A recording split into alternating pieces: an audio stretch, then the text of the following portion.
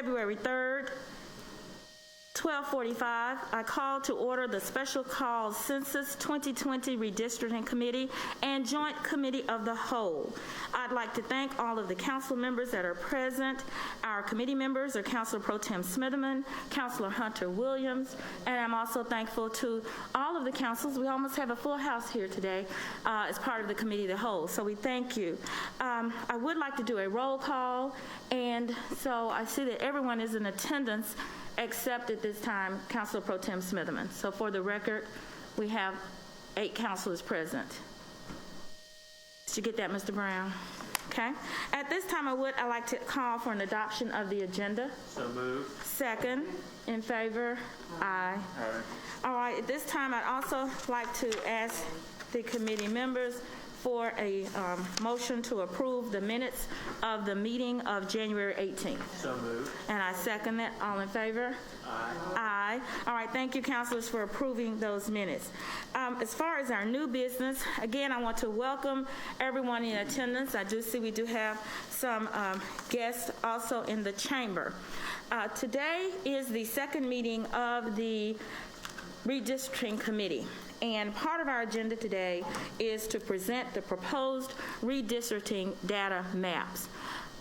For everyone's information, we have taken the census information from the last census, and it is the responsibility of the City Council to select and set those districts, and they would become useful during the 2025 election or if there's a special election during that time. We did entertain consultants who have worked with us to come up with this redistricting map and the presentation of it today. So I would like to introduce to our audience Attorney Kareem Creighton of CrimCard Consulting. We want to thank Mr. Creighton, Dr. Creighton, and Doug Turner for the work that they have done on our map. And so at this time, I'm going to turn it over to you, Dr. Creighton, and any introductions you'd like to make, and just give us a little steps of what's gone at this point forward. Thank you.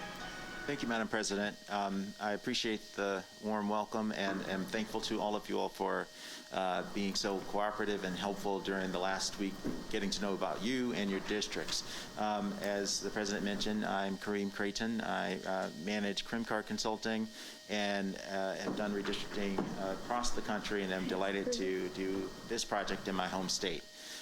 It's good to see some of you in person also for the first time. I want to introduce my colleague, Doug Turner, whom many of you all know. Doug has handled some of the technical aspects of the process. You all have met with him as well as with me. And Doug will sort of start us off in talking about the map that's being presented to you. But I want to just offer just a couple of comments early on just to talk about the road that we've got to get here. Just to remind everyone, we met separately with each one of the members of the council, both to get to know about you all after having you all seen some of the results of the census that we provided showing the population shifts, to talk to you a little bit about your thoughts on sort of possible ways in which the shifts that need to occur by law could be accommodated on the map.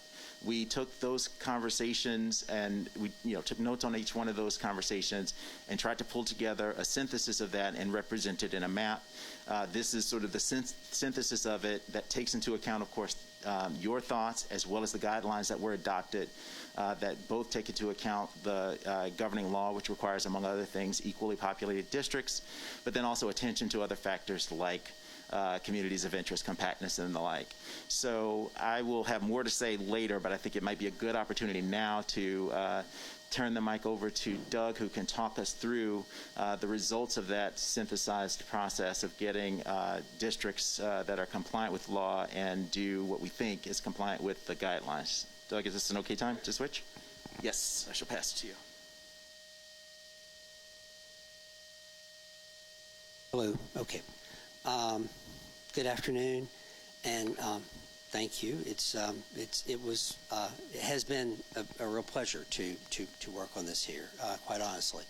And okay, sorry. Just a little bit, yes. I said it has been a real pleasure working with you. Okay, I mean, so yes, I would like that on the on the record. I know that each time we do one of these electronically, the colors don't show up quite as contrasted as they do in printed versions.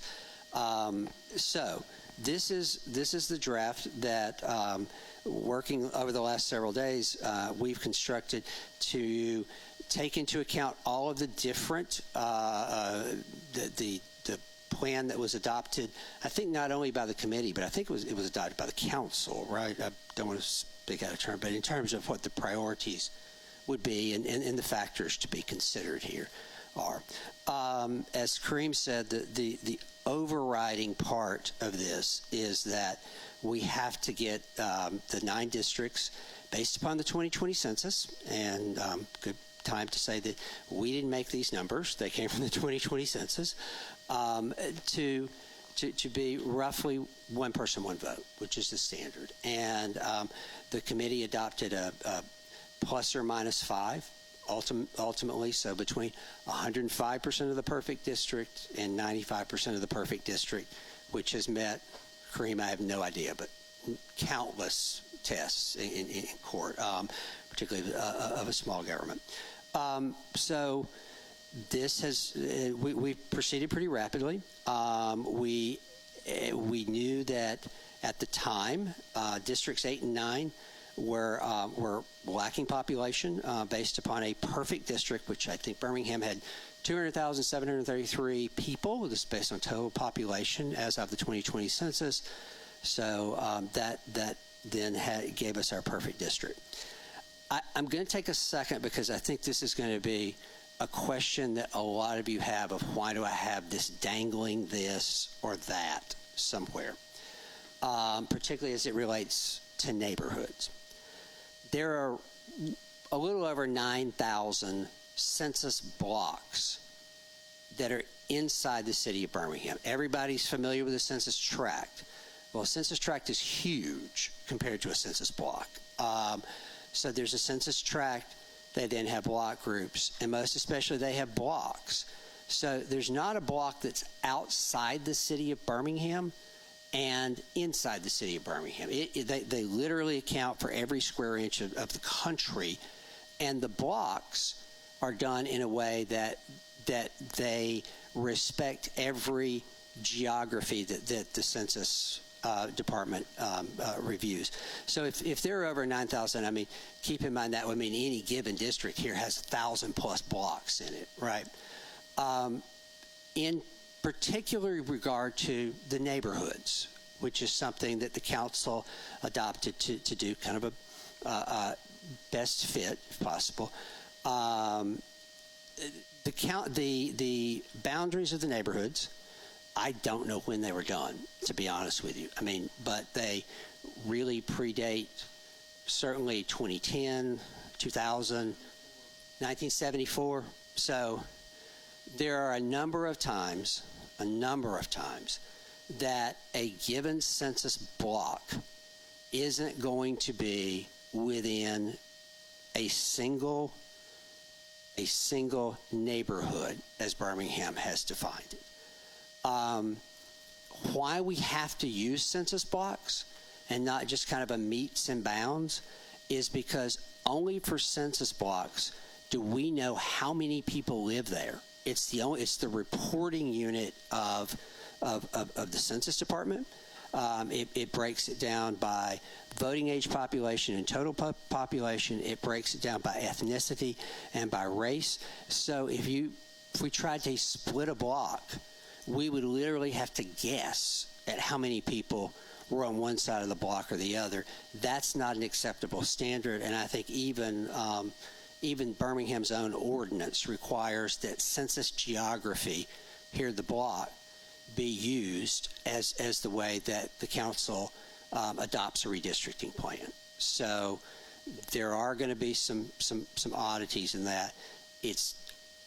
And I've got a layer of the blocks here to show you why the block is that. So I'm sure if you've all looked at this map, particularly on your phones, as I assume many of you do, which you can do, it's a good thing, but I mean, it's also you're really getting to a tiny part of it.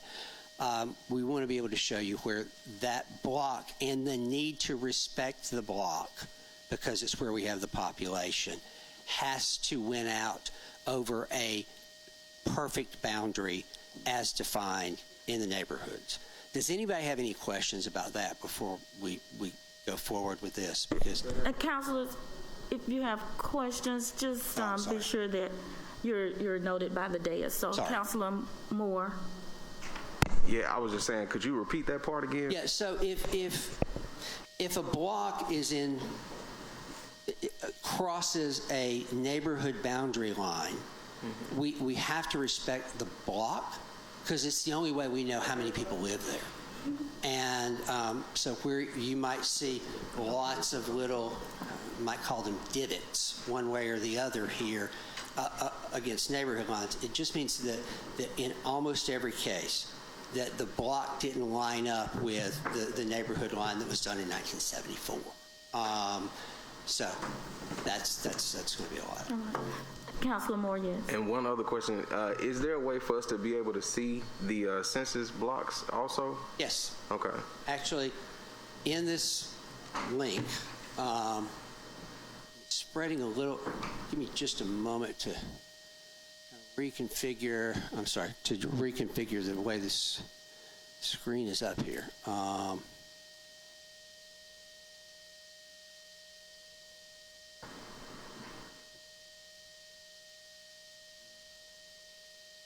Might run it off that. So,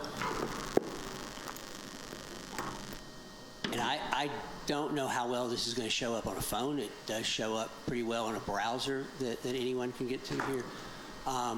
We have different layers here, and this is kind of like you think of in the olden days. You might have had like a cellophane, overprint of it, and I'll lay this one down, take this one out, because if you put everything up at once, it's just as confusing as can be. I mean, it's just mishmash. So, what this can do to your question is that. Sorry, I'm gonna.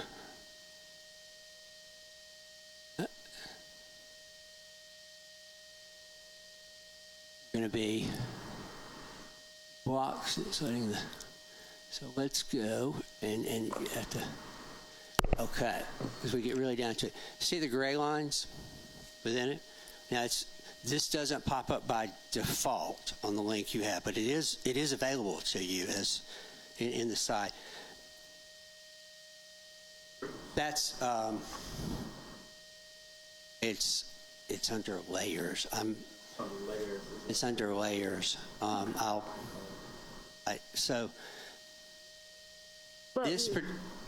But we will have a legend. I know a lot of councilors are looking it up electronically as we speak. So you say it's under layers, as that would be the way that you would be able to yes, filter.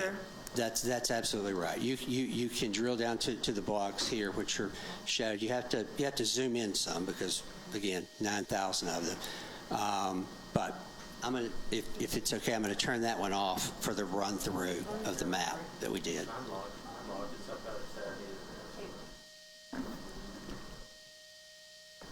Any questions? I think everybody now is just trying to great. get their hands on the Since that's probably the answer to a lot of the questions, I just wanted to cover that perhaps in too much detail early on. Okay. Close the layers. Right. Okay. If you're having a problem with it showing up, I'll look at that after this in terms of. Yes, there does seem to be some difference in nuances between the computer and an actual cell device. Very good. I understand. Thank you. So we did conform, and I'm going to let Dr. Creighton speak to this. Within one person, one vote, we, in areas where we could, I mean, we had 1 and 2 were substantially overpopulated versus the ideal population. As I said, 8 and 9 needed to gain the most. I think 4 needed to gain. And so we tried, in the spirit of the council's directives, in terms of the overall, to maintain neighborhoods where possible, maintain the central core, if you will, of the districts as they existed, which is a fairly common thing here, to beyond all else, first and foremost, and I will let Dr. Creighton speak just to this, to make certain that whatever the draft was and whatever the final is, complied with federal legislation. You know, voting rights amendment, I'm going to let you speak to all of those things. I'm just going to go through the map here. Again, there's a 9 needed to pick up. There's also a layer in here, by the way, that shows the old boundary lines versus what's been drawn here. It's kind of hard if you throw it in there with the neighborhoods too, but it's available as a layer. This might be a good example, and I'm sorry, I'm not sure how many different people are watching and how they can see at this is such that it will let you both search for an individual address, and as you scroll in, it lets you get down to houses and streets and all that, which is why we couldn't print a paper map this large, where you literally can look at it at, Reverend Abraham Woods Jr. Boulevard versus, well, okay, those are not residences, right? But it helps you look at any given district that way. I don't know if it's, Madam Chair, if it's productive to go through changes made to each one. I'll be glad to do it if you wish for me to. I do want to be sure that each counselor has just that narrative or just the overview of what may have happened once the one-on-one and what the map actually looks like. Yes, please. And Kareem, I may need you to help on this in making some of these explanations, if you can be.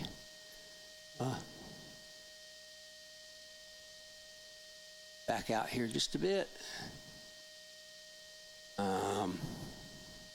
That's too much. Apologies, and we'll just do them. Again, District 1, scroll up a bit to get obvious. Oh, no. Scroll up. I usually do this with a mouse and not holding a microphone, as you all can probably tell. So, I mean, District 1, as will be true with many districts, has, Birmingham's, it's not like we're doing Colorado here, right? It's not like some perfect square. There are areas on really 4 sides here that are where they have both incorporated and unincorporated parts of the city. It's really not feasible for anyone but the council district that already has that to take those. That's going to be true in districts 1, 2, 9, and 7, I believe. Here, again, this is not a change to the upper part. The district was overpopulated, and therefore we used parts of Roebuck here to primarily to further populate District 4 that was somewhat underpopulated. Okay, Roebuck's a really big geographic neighborhood, really big, and so when we had to cut neighborhoods, we tried to find logical dividing lines, because we heard more than one story of, like, didn't know that was in this district, because logically it should have been, there was a major thoroughfare or river. So we tried to look for those in doing this, again, while respecting blocks. One takes in a very, very small amount here of Liberty Highlands that had previously been in 2. District 2 which again is overpopulated at the time, gained and all of these kind of oddities. The Crestwood South neighborhood, again, trying to bring as much of that neighborhood into a single district as possible. This is where some of the blocks get really odd, I'll tell you. But, I mean, the population center here clearly is the Overton neighborhood, which is essentially those who live Southtown, Shelby County, the very border there, through Highway 280 and 119. Again, realistically, it can't go to another district here. I mean, this is just where it's bordered. Where some because District 2 was overpopulated here, we primarily went into the Southeast Lake neighborhood to take some population away from it.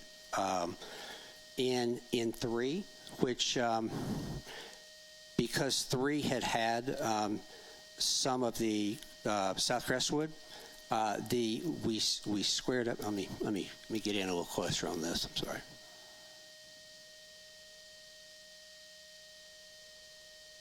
Now, if I can do it and drag it up. Okay.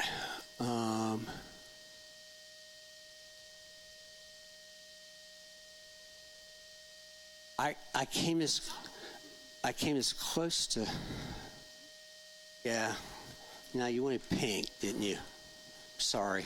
I think it may be pink printed, but so taking it, the biggest thing here is probably taking in the balance of the Glen Iris neighborhood, or almost all the balance of the Glen Iris neighborhood, which had been split by I-65.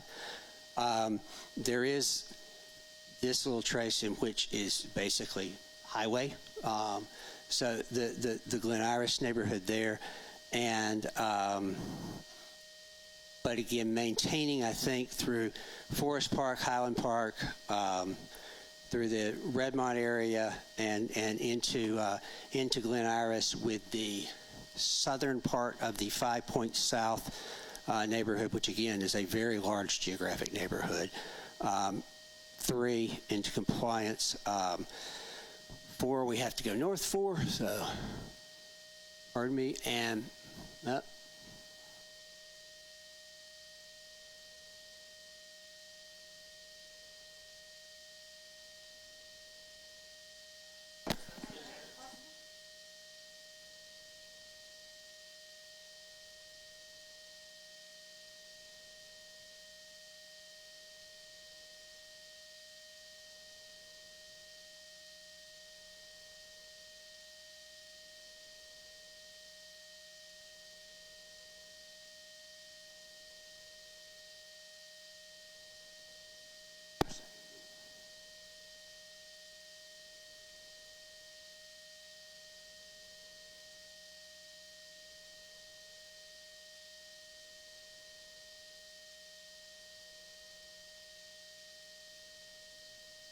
okay. God, even that didn't get it in there. 4 needed some population growth. Maintained certainly the population core of the district as is. This was also part of 4. These are less densely populated areas, even though the geography is there. And I guess to the north.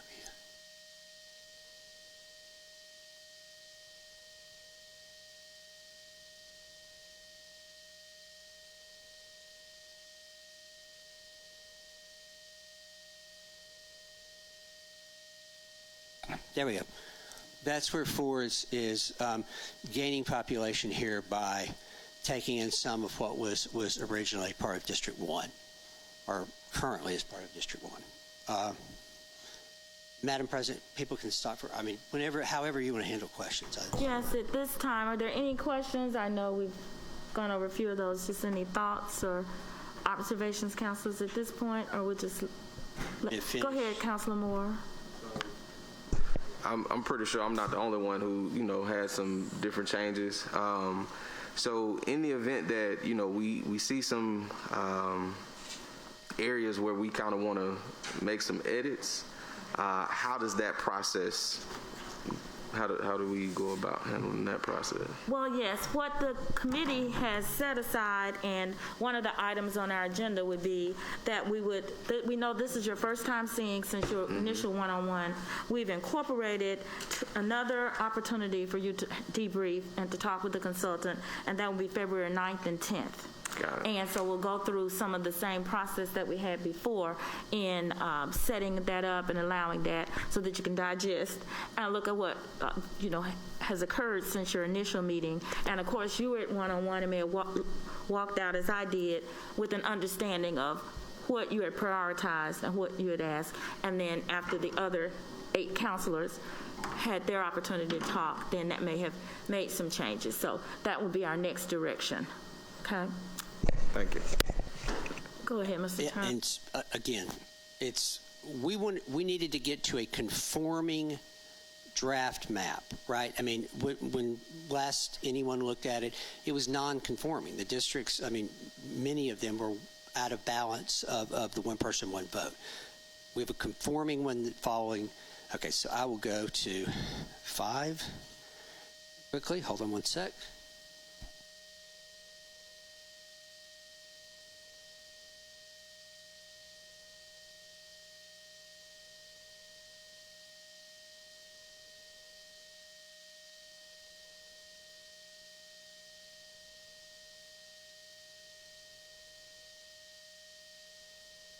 Five was above 100%, and 5, most importantly, I think, was a district that ran, from east to west, essentially in the city, and knowing that the 2 districts that were most overpopulated were in the extreme east of the city, and the 2 districts that were most underpopulated were in the extreme west of the city. Changes to 5 were probably greater changes than in any other district, quite honestly. So this is where, again, District 5 in the west, it had parts of it going to District 9, which we'll go over in a second, and part to 8, but maintaining a footprint still to the west of Interstate 65, coming down through the central city, North Avondale, South Side. I think the core here is relatively unchanged, and the counselor may wish to take exception with that. Specifically, East Avondale, that was split because we have this very strange kind of L that dropped down, I believe was in Councilor Abbott's district, here picking that up for 5. And 5 needed to go to gain additional population, to go north a bit, and again, taking some of that from 2, primarily through the Southeast Lake neighborhood. But as you can see, well, maybe you can't see on this, I'm not sure, but it's major thoroughfares. Even when a neighborhood is divided, we look for major thoroughfares as best as possible that fit along with blocks to do that. 6. Oh boy.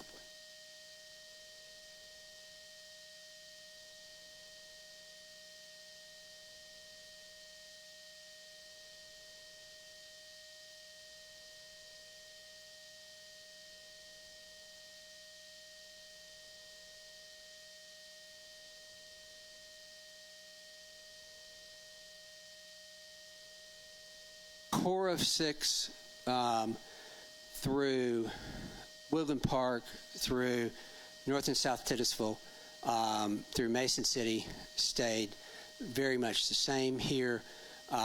It took in more of 5 Points South, and again, as discussed when we were talking about 3, the balance of the Glen Iris neighborhood on the west of 65 had been in 6, which is why you're picking up more of the 5 Points South area on this side of 65. It's 6 major major change there anyway.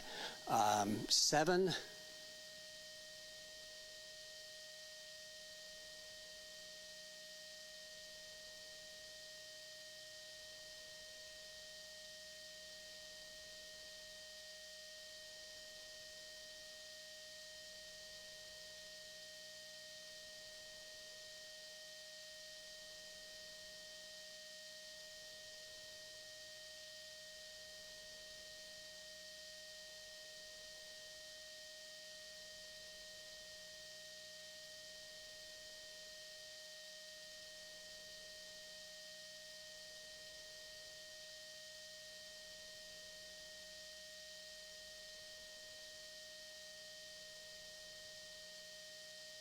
Seven actually was in compliance, so this is much more of a cleanup activity here, which this is an interesting thing in many people's district. There's a piece of the Powderly neighborhood like right in the middle, and it's like 3 square blocks. It's unincorporated Birmingham, and many of you have those in yours. And we drill down to it. There are a couple houses there. I mean, so why it's unincorporated Birmingham, no idea. But where you see, in this case, that hole, and another one here, but this has homes.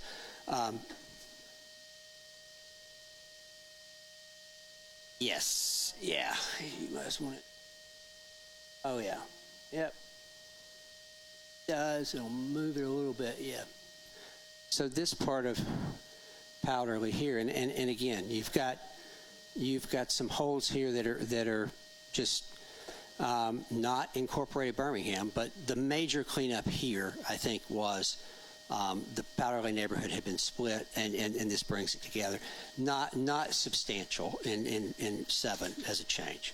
Now we'll go to 8.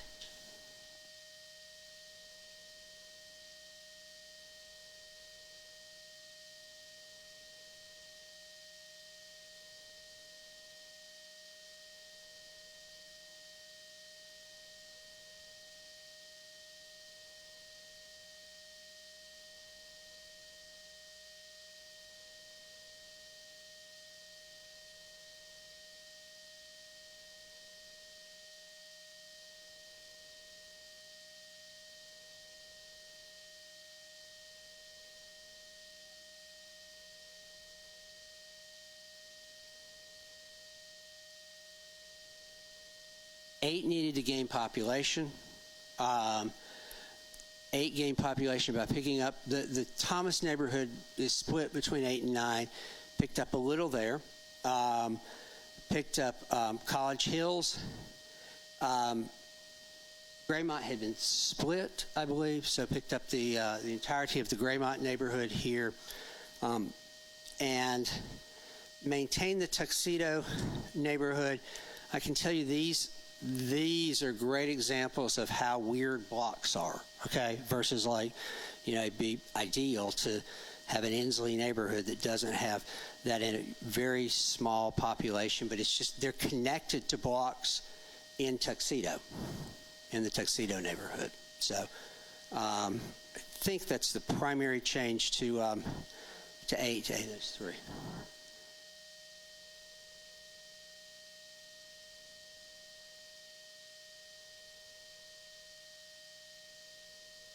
And those are going to be south. Hold on a second.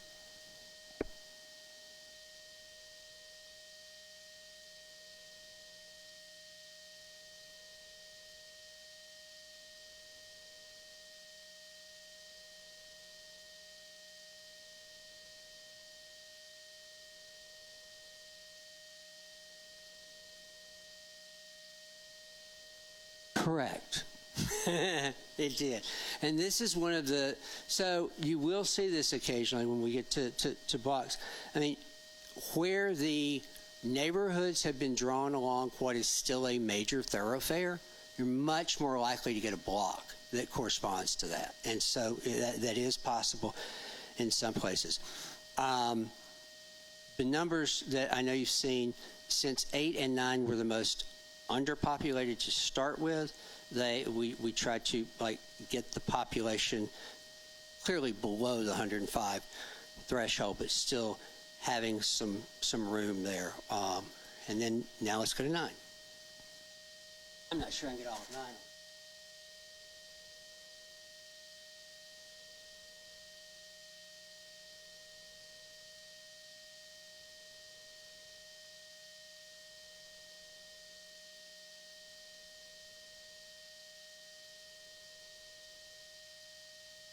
That may be the easiest way to do it. I apologize. I truly apologize. We'll go out there in just a second. Needed to gain the most. Again, picked up the Druid Hills neighborhood. Picked up this was a probably 70-30 split of North Birmingham. So again, using major blocks followed pretty well here. In North Birmingham, so pushing that there. Even the Fountain Heights neighborhood, which is split, it's split right along 2059, okay? So there's a real known demarcation where we have to split where we have to split one.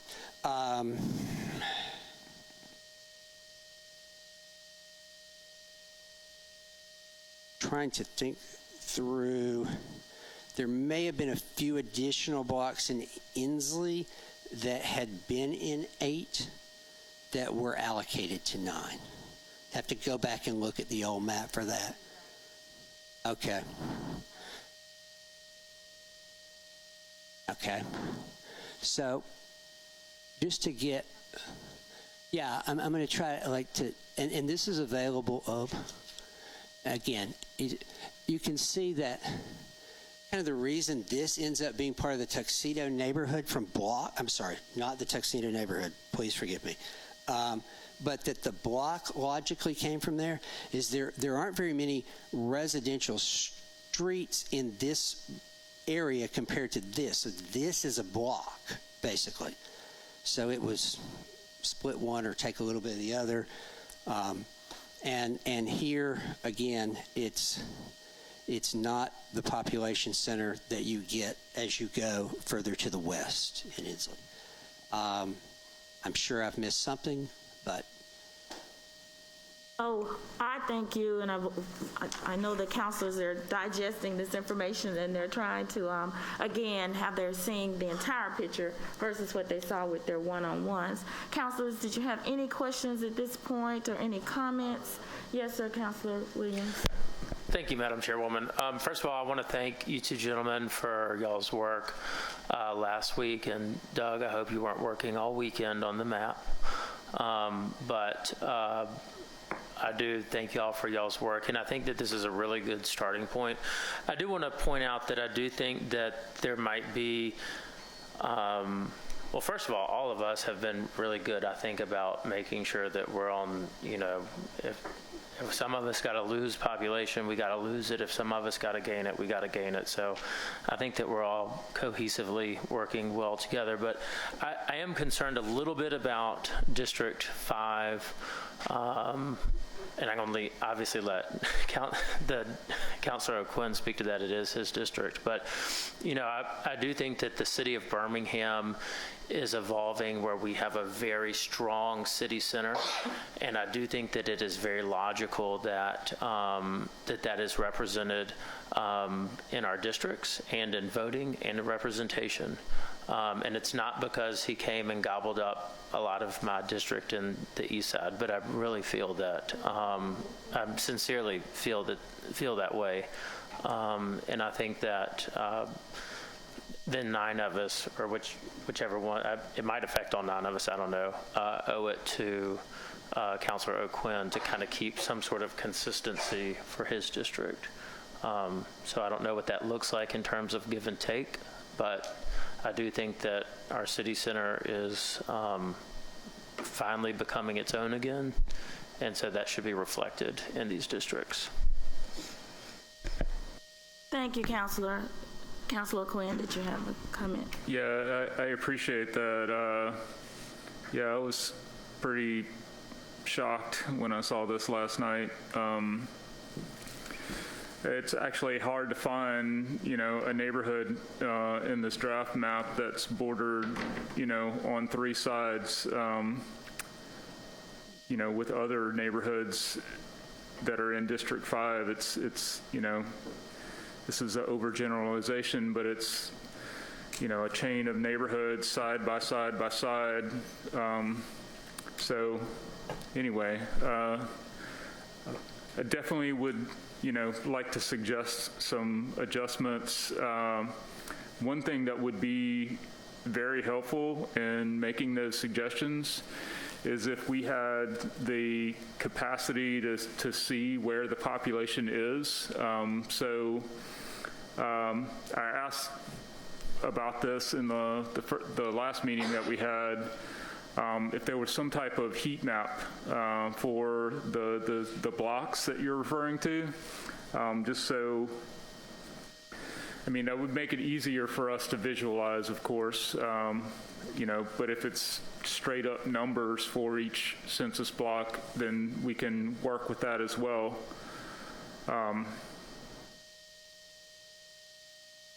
But yes, I'm definitely feeling stretched.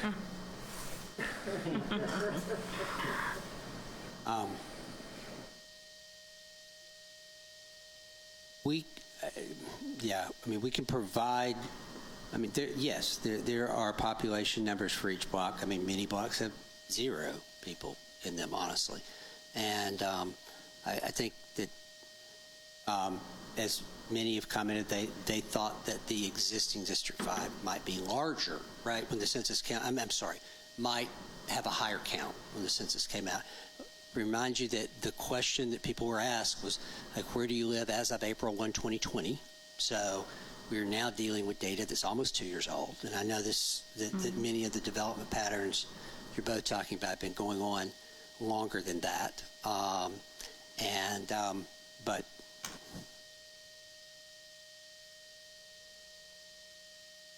Thanks, Councilor. I agree with everything that Doug said, and want to respect, of course, the feedback we've gotten about the district. I just want to note, one of the things that we didn't get a chance to talk a little bit about, and I'm happy to do that globally about this map, is, of course, we're balancing a lot of different considerations. And one of the issues we were looking at, and that, you'll recall, one of our exchanges was about the stretching of your district as it currently sits. It goes east and west. And balancing the population considerations plus the issue of making sure that each district maintains its current representation does create a bit of a challenge, and I think this is one way we tried to resolve it, but I definitely see that there are other options we can talk through. But in order to make that shift of the population take account of the growth in the east and the loss of population, or at least the slower growth in the west, is probably fair to say.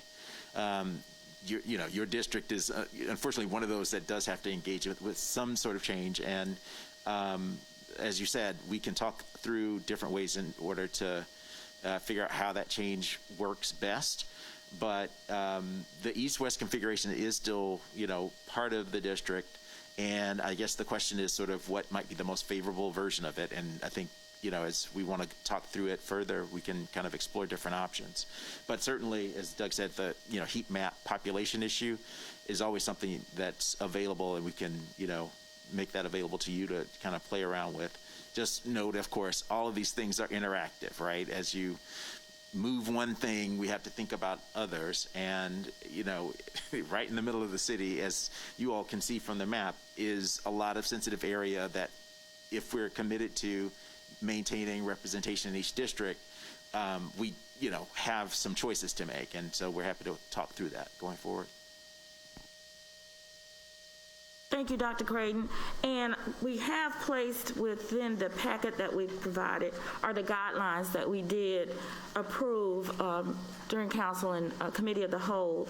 And it looked at each of the guidelines that govern this process for developing the map. So I do feel a sense of cooperation, if that will help you at all, Councilor Quinn, and where other councilors who are, affected by the changes or near the changes that affect you, I think everybody wants to help out and ensure that the districts, again, make those numbers, and we're placing neighborhoods and we're placing boundaries according to what meets these guidelines. But I do know I've heard among councilors some consideration and wanting to help to assist that. I think Councilor Smitherman and I have already been talking about some of the things we might like to see on that next reiteration. So, and I do feel that you have some councilors that want to commit and work with you on that. Yes, sir, go ahead. So I'm curious about, this is kind of where the process starts, but there's, also has to be opportunity for the neighborhoods themselves to engage in this process, and where does that part come in to all of this?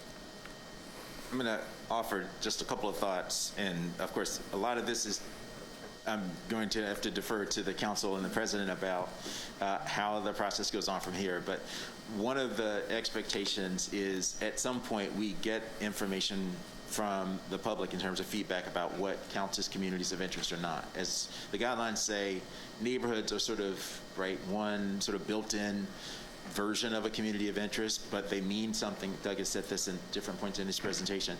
Neighborhoods mean one thing in one part of the city and another elsewhere, and so understand that the difference partly is informed by you all, and in part, I assume, from the neighborhoods and the voters who live there themselves. So my sense would be that once something is filed, there will be an opportunity for some public engagement, and what form that takes, I think, is it's up to, I defer to you all to tell me what makes the most sense. I'm happy to make recommendations, but it's a choice that I am going to be guided by your preferences. Thank you, Dr. Creighton. Just to follow up on what Dr. Creighton has said, from the committee, our plan had been to provide this first look today. Then we would go back, and now that you've seen the city as a whole, now we would have the individual debriefings among councilors, and that with the individual councilor with the consultants, and that would be February 9th and 10th. And if you don't require that consultation, let us know, and then that'll help them in scheduling that. Then under other item C of new business, the committee, one of our guidelines in the ordinance does require us to present a draft map to the city clerk. And then we would vote on that draft map, and it also includes the public input. And what we've been looking at as a committee is some type of a hybrid to allow that public input. And as you can see, we've placed maps out in the chambers today that will also be available for public input. So the hybrid would include, you'll be able to have these paper versions of the map. There will also be a landing or a electronic page where citizens will able to go, and you'll be able to manipulate some of the things that you've seen us do technically here today with that landing page. And so we'll let you know when that electronic version becomes available, and then there will be the public meeting as well.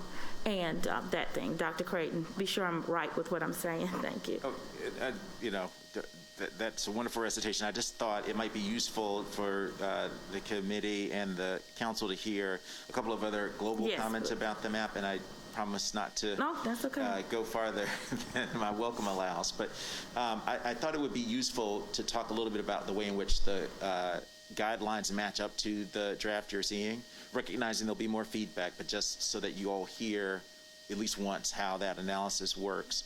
Doug mentioned earlier, we obviously are guided by the one person, one vote principle, that districts need to be roughly equal. We stayed within the guidelines, which offer us plus or minus 5%.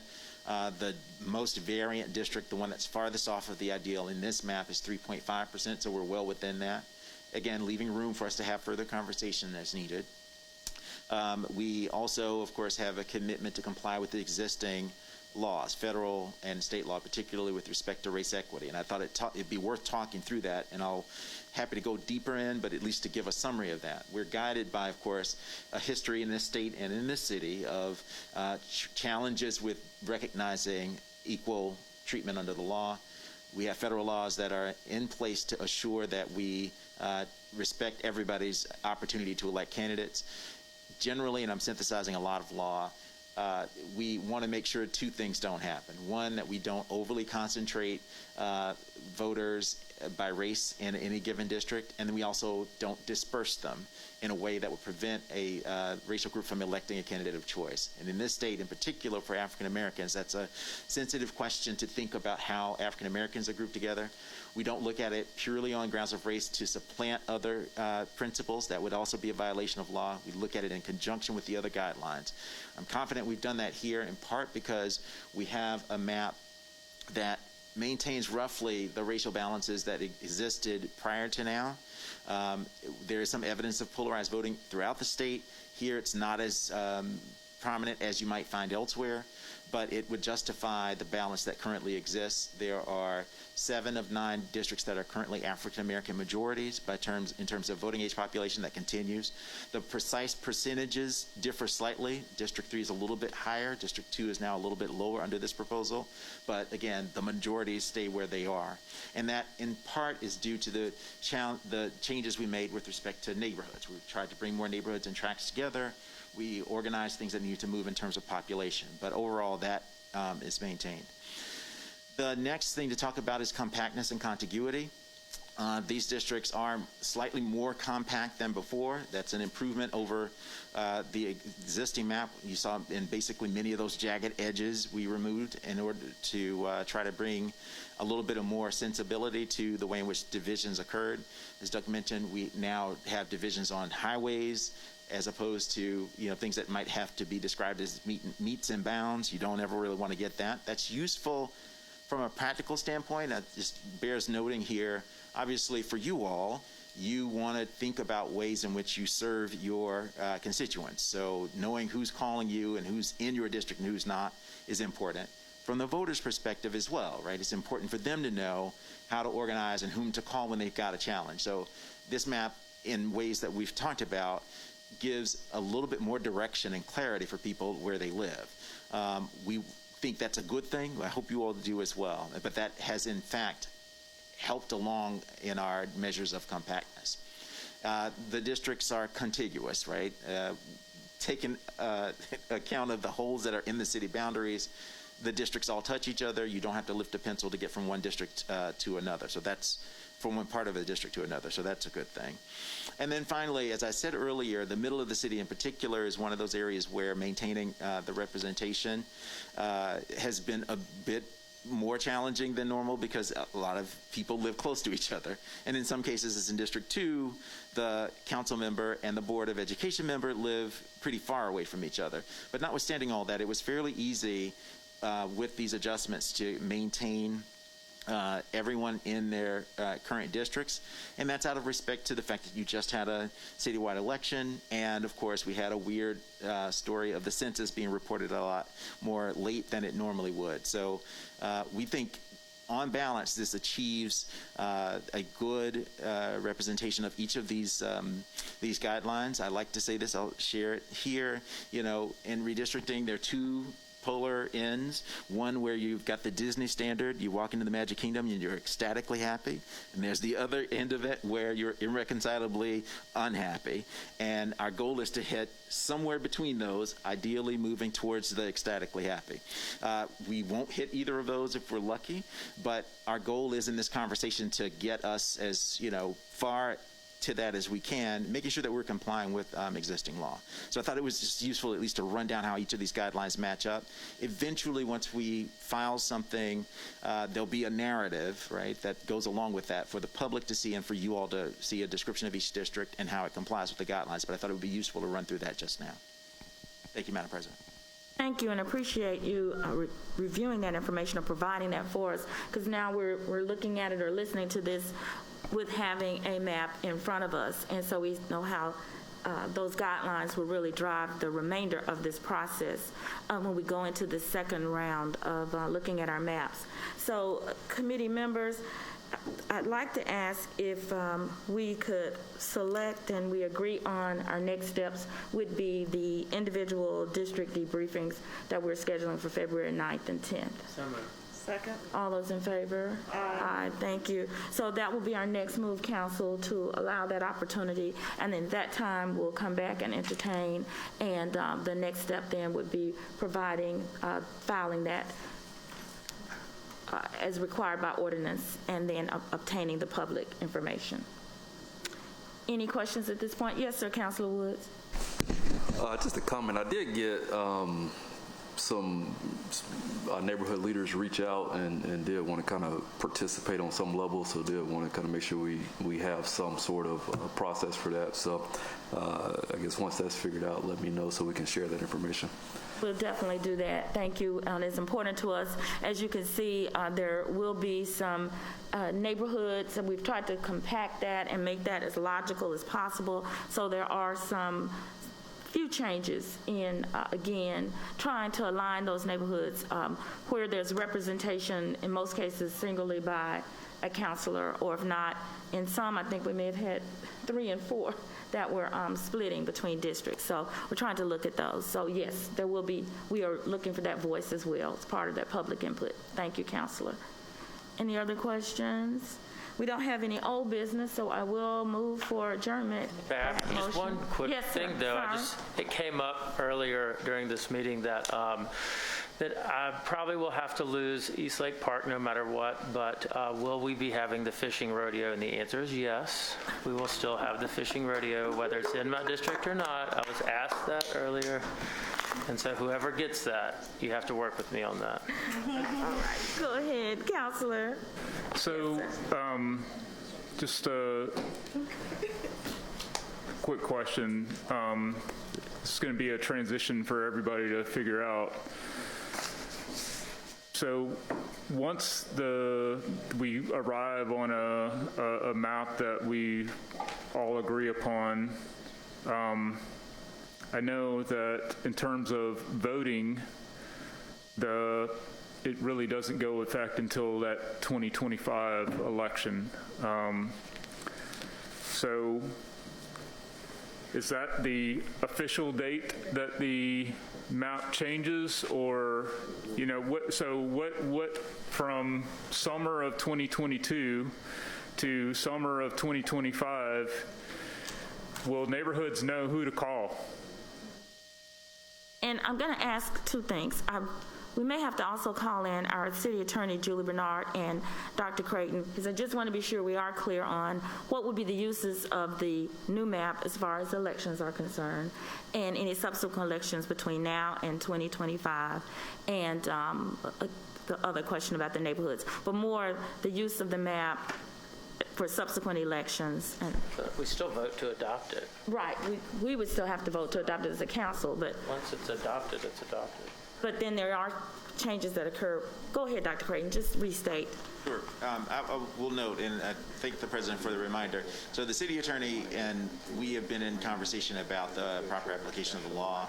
Our approach to this using our guidelines is that the intention is for this map to have essentially immediate effect upon adoption. However, that means a couple of things given other laws, and I can talk in depth about it, but essentially what we're taking the view of is that in 2025, the next regularly scheduled election, a map adopted in this process would have effect. There, of course, are unforeseen things that might require an election, before that time, preceding that moment. And so the maps, once adopted, in effect, we would formulate the ordinance, and it's a conversation between the city attorney and us about how to recommend this to work out in practice. But essentially, the next regularly scheduled election for this city would be November 2022. And if there should be a vacancy for any reason at all, that in that election, these maps would apply. Does that partly answer the question? That is, if there's a special election that's necessary. And Ms. Bernard is approaching as well, just to be sure. Okay. But go ahead. We'll be sure we're in But agreement. just to correct something that you said, so November of 2022, these districts have no relevance there. Oh, that's correct. I'm suggesting one potential exception to the rule. Generally speaking, yes. Okay. There is no citywide election currently scheduled for November 22. However, and I'll defer more to the city attorney, but just to say, existing law, in the case that there's a special election required to fill a vacancy, exception to the rule, that would happen in November 2022. And in November 2022, if that should be the time that this election occurs, a map adopted through this process would apply. So I think all of that is to say the adoption of this map should essentially have immediate, I think you should think about the way in which over the next, say, 4 years that you should start engaging with neighborhoods that are under the new maps that are adopted, that those would be the relationships that you would want to develop over the next 4 years. Election-wise, there are going to be some specifics about how to conduct yourselves about who is, if there's a vacancy, how the vacancy will be handled, but the thrust of the point is that the new districts would be in effect in the case that, one, in 2025, the regularly scheduled election, the election occurs under the new maps. Two, if there's a vacancy for any reason between now and 2025, that an election that is held would be held under the new district maps. And Attorney Bernard, do you have anything to add or just? See, is this on? Yes. Okay. Yes, I'll read you what the city code, the ordinance says. It says, such redistricting ordinance shall not apply to any regular or special municipal election held within 6 months after its becoming effective or until necessary approval of preclearance, which doesn't exist now, has been obtained. And then then it says no incumbent council member shall be deprived of the member's unexpired term of office because of such redistricting. So, as Dr. Creighton, explained, under the current Mayor-Council Act, if there's a vacancy in the council appoints someone to fill that vacancy until the next election of any kind at which the city electors are qualified voters. And that we have interpreted that, and we've gotten an Attorney General's opinion that would mean any election where even if it's for one council district, all the electors of the city would need to be qualified voters. So that could be a state or county special election at which all the city, would be voting, or, and that includes, and we have tried to avoid this in many circumstances, where it would be, as Dr. Creighton said, the next scheduled election would be actually could be the primaries, that are coming up. So this wouldn't apply for 6 months. So it wouldn't apply to the primaries that are coming up. But then the next scheduled election right now is the November 2022 election. Now, for reasons under election law, it doesn't save the city anything to hold an election in conjunction with a state election, and it can become confusing to voters. For state, county elections, the records of elections, the ballots and everything are stored with the sheriff. For a municipal election, they're stored with the city clerk. So you can't just have one machine and run ballots through. You have to have separate machines, separate workers, separate sign-ins, and that can become very confusing. So we try to avoid having tacking a city election. We have done some special council elections in conjunction with a state election. But, if it gets beyond having more than one district involved, it could get very confusing for voters. So. Thank you very much. We appreciate that clarification from both Dr. Creighton and Ms. Bernard. Councilors, are we ready to entertain a motion? Second. Wait a minute.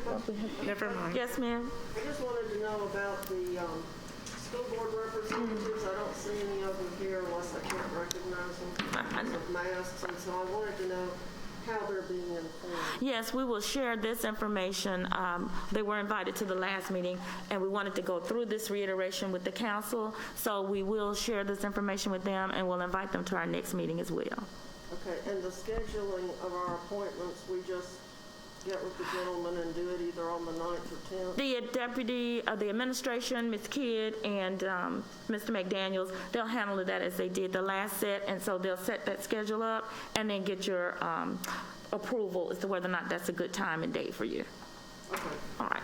thank you. Thank you all very much. I do want to, before I end, I don't think I've said enough, thank you to our consultants for the work that you've done, and thank you, counselors and the committee. We appreciate all of the input where we've used to reach to this point.